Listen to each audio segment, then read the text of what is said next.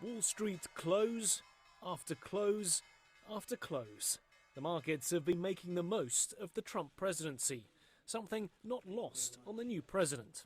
The stock market has hit record numbers, as you know, and there has been a tremendous surge of optimism in the business world. The billionaire businessman has filled his first month with White House business meetings with major U.S. company executives. We think we can cut regulations by 75%, maybe more. And with retail CEOs. We're doing a massive tax plan. It's coming along really well. It'll be submitted in the not too distant future. And that has left the corporate world extremely optimistic. If you're an oil company and you're allowed to drill in some guy's backyard because you know there's a lot of oil there and there's no regulation that you can't put a derrick in the middle of Central Park, then, oil companies are going to do better.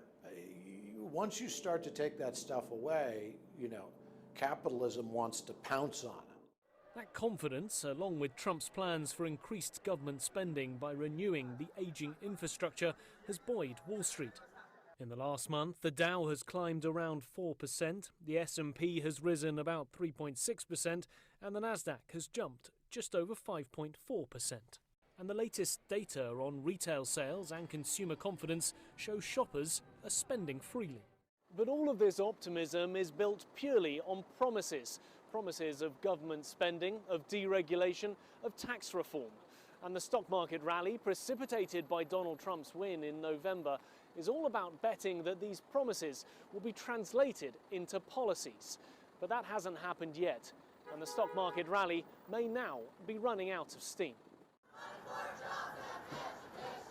The protests and court challenges spawned by the Trump administration's immigration ban added volatility to the markets, as have the president's tweets, singling out specific businesses he disagrees with.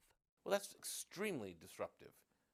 And that, of course, can disrupt your stock price, usually just in the short term, but still, no CEO likes to have an exogenous force come out of nowhere and disrupt, his stock price. With the fourth quarter earnings season winding down, investors now need concrete plans from the president. Wall Street is watching the White House for the next move. Harper, CGTN, New York.